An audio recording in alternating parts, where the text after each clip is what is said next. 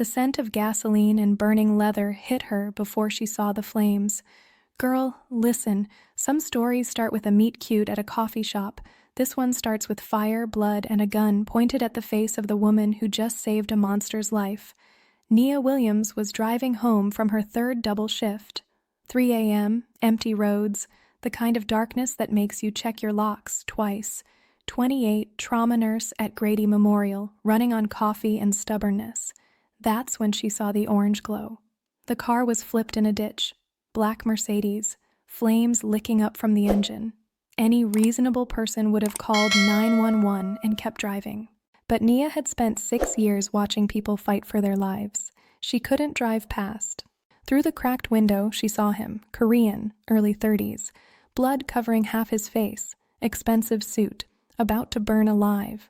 She grabbed a rock, shattered the window. Glass cut her forearms, but adrenaline is beautiful. He was tall, pure muscle, dead weight. She pulled, screaming with effort. They tumbled onto grass, just as the gas tank caught. The explosion sent heat over them, and she covered his body with hers.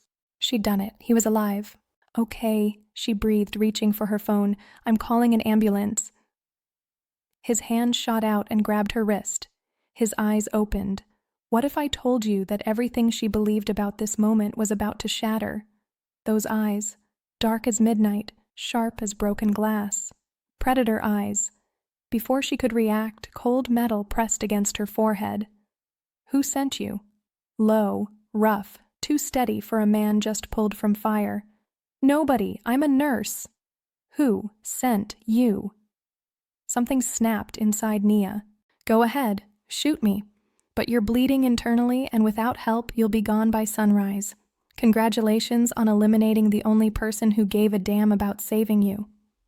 Silence stretched like a rubber band, the gun lowered. You're either very brave, he said, or very stupid.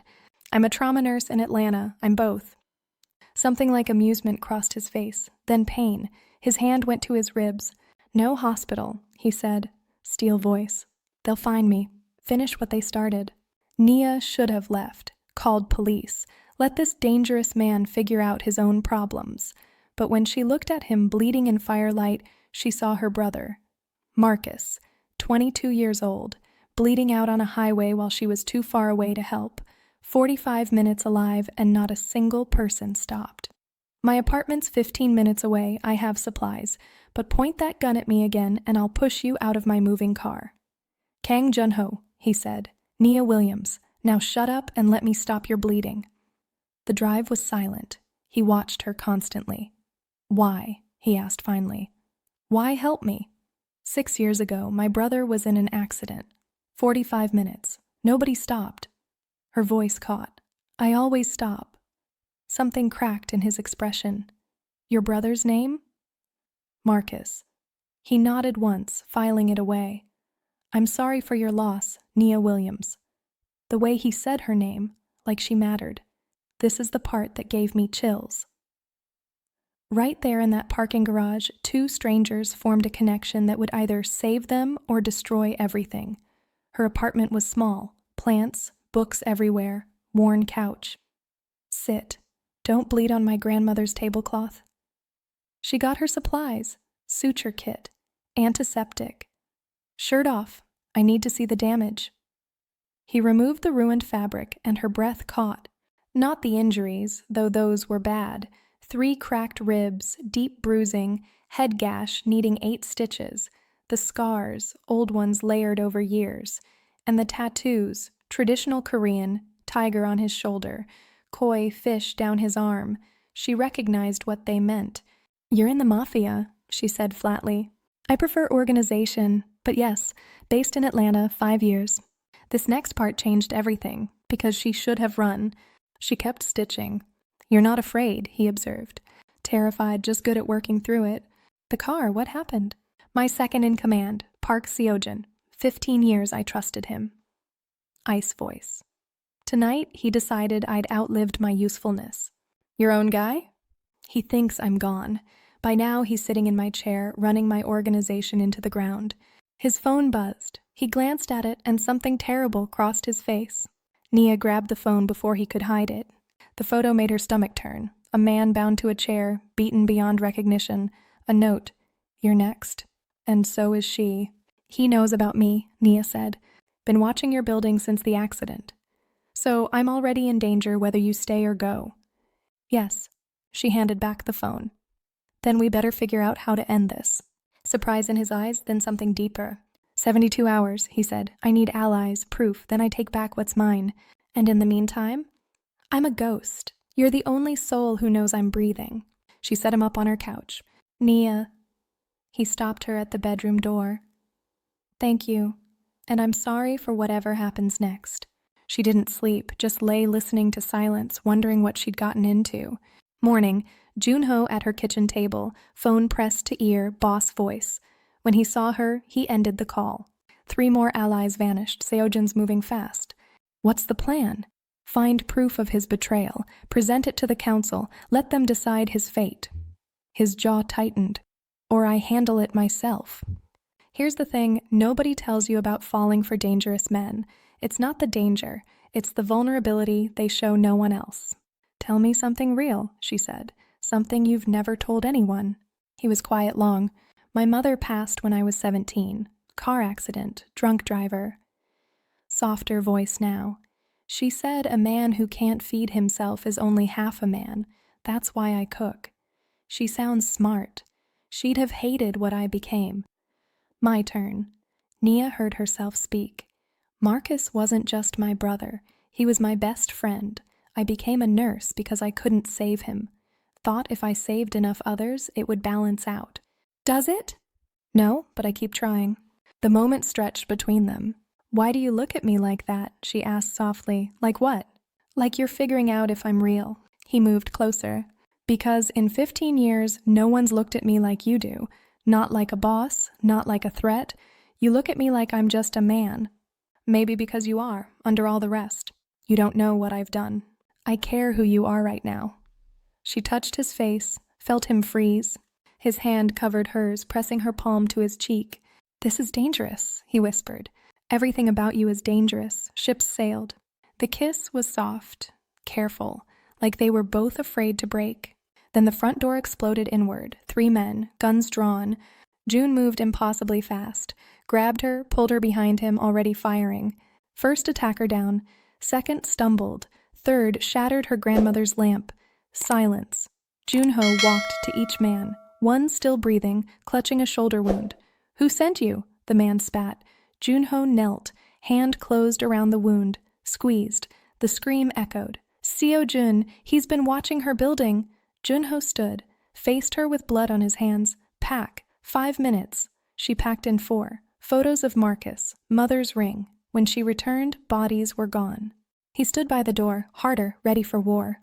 "I'm sorry. Should have left that first night." "Shut up, apologize after we survive." He stared at her. "You're not afraid of me, terrified, but more terrified of you facing this alone." He took her hand. "I'm taking you home. We're leaving my home. Not your home, dark eyes, mine." The compound made her breath catch. 3 stories behind walls that could stop tanks. Gardens, cameras, men in suits everywhere. "Welcome home," Junho said quietly, shame in his voice. Inside was cold beauty, marble, museum art, untouched furniture. A door opened. Woman, maybe 60. Silver hair, eyes that made you feel like you'd failed a test you didn't know existed. So this is her. The nurse from the fire, Mrs. Choi. Respectful but guarded. "Didn't expect you. You almost got eliminated. Where else would I be?" She circled Nia. "Pretty enough. But pretty doesn't keep men alive." "I can speak for myself," Nia said. Sharp eyes. "Then speak. What do you want from him?" "Nothing. I saved his life because that's what I do. Survival requires sacrifice. Are you prepared? Already lost my apartment, job, entire life. Because I couldn't drive past a burning car." Something shifted in the woman's expression. "Council gathers in 48 hours. Don't waste time." She paused at the door. "Keep him alive, nurse." When she left, Nia exhaled. "Who was that?" "My aunt, mother's sister. She's why I'm alive. Brought me into this world at 17. 40 hours of chaos followed. Lieutenants arrived. War room filled with maps, photos, screens. Lieutenant Kim, older, scarred. Sergeant Park, young tech guy. Jin, who moved like smoke. She knows too much, Jin said. If Seojin takes her, he won't. May. She stays with me, always. That night, Sergeant Park burst in. Found it. Money trail. Seojin siphoned millions for 3 years. Accounts connect to the Young family. Temperature dropped. He's been working with the enemy, Kim said. 3 years. Junho's hands curled into fists. We present tomorrow, then I take back what's mine. Later, she found him in the garden, staring at koi fish. When I was 12, my mother took me somewhere like this. Said I'd choose between power and happiness. Most men choose power because they don't know what happiness looks like. What did you choose? Power. Every time. He looked at her, didn't know what happiness looked like, until 3 days ago. Whatever happens tomorrow, he said, you changed me. You matter more than this empire, more than revenge. She touched his face. Come back to me, promise. I promise. He kissed her, desperate, like memorizing her in case he never returned. Morning, he left at dawn, looking every inch the boss. Stay here, Mrs. Choi will be with you. Be careful, always. Liar. That almost smile, then gone. Nia waited. Hours. Mrs. Choi sat like a statue. This is what it means to love a man like Junho, the older woman said. You wait, worry, pray. I never said I loved him. You didn't have to. The front door exploded inward. 4 men, black clothes, covered faces. Mrs. Choi fired twice. One down, another stumbled. Too many. Something hit Nia from behind. Pain exploded. Darkness took her. Concrete walls, no windows, single bulb, hands zip-tied behind her back. Ah, you're awake. Smooth voice from shadows. A man stepped into light. Handsome, mid-30s, eyes holding nothing human. The famous Nia Williams, the nurse, Junho's new obsession. Where am I? Somewhere he'll never find you unless I tell him. Smile that made her skin crawl. You'll help me finish what I started. I won't help you. You just have to exist. Scream when needed. He'll come running into my hands. She understood. She was bait. He filmed a video, her face, an address, a promise to send her back in pieces if Junho didn't come alone. Then he left. Nia tested the bonds. Zip ties cutting her wrists. Chair bolted down. But the bolts were old, rusted, terrible plan. Would hurt like hell. She did it anyway. First attempt nearly dislocated her shoulder. Second made her see stars. Third, something gave. She kept going until the chair broke free, dragged herself to broken concrete, sawed through zip ties. Forever. Agony. Free. Door lock was old. She'd grown up where picking locks was survival. Found metal, bent it. 3 minutes. Click. Hallway dark. Empty. They'd underestimated her. Their mistake. She moved like a ghost. Found a window. 20-foot drop. Then she heard it. Junho's voice. In the building. Calling her name. Choice. Window and escape. Or darkness and him. Not really a choice. She followed his voice. Main floor. Junho surrounded by 12 armed men. Hands raised. Alone. Sojun in front, gun drawn, smiling. You came. Great Kang Junho brought low by love. Where is she? Safe for now. What do you want? Everything. Organization, money, power, your life. Gun raised. Last words. Junho sohiu. Duck. Window exploded. Glass everywhere. Gunfire from multiple directions. Kim burst through a side door. Park from shadows. Ambush. Junho had known. He moved through chaos like death itself. 3 men in seconds. Then Nia saw Seojin running. Toward back exit. No one else noticed. She dropped from the catwalk. Followed through corridors. Caught him in a loading dock. Fumbling with a door. She grabbed a pipe. Hey. He spun. She didn't let him finish. Pipe connected with skull. He crumpled. She stood over him, breathing hard, ready to swing again. Nia. June in the doorway, covered in blood, looking at her like she was terrifying and wonderful. You escaped. Yeah. Knocked out my greatest enemy. With a pipe. He started laughing, genuine, slightly hysterical. I planned everything around saving you. You escaped alone and took him down with plumbing. Problem? No, he pulled her close. Perfect, you terrifying woman. She collapsed into him. Don't scare me like that again. I thought I'd lost you. He cupped her face. When I saw that video, we're even. He kissed her, hard, full of everything unsaid. Dawn, compound roof, sunrise painting sky pink and gold. What now? Nia asked.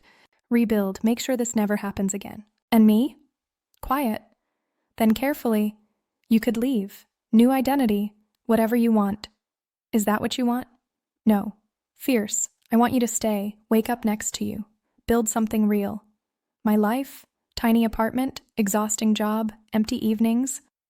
She laughed. That life? Nia. I stopped because I couldn't stand someone being alone. Then I met you. She took his face in her hands. First time in 6 years I felt something. What things? Love, connection, you. Sure? Never more sure. He kissed her softly. A promise. Then stay. Let me prove I deserve you. You might not. Probably not. Real smile. But I'll try. 3 months later, Nia opened a free clinic in the Korean district. His money, her skills, saving lives daily. Every night, she came home to a man who looked at her like she was the sun. Sometimes the monster isn't something to run from. Sometimes the monster is exactly what you need. And sometimes you're exactly what the monster needs too. The scent of gasoline and burning leather started everything. What remained was something neither expected. Love that survives fire and betrayal. The kind that makes monsters into men. And reminds us the bravest thing is sometimes stopping on a dark road to save a stranger. Because that stranger might just save you right back.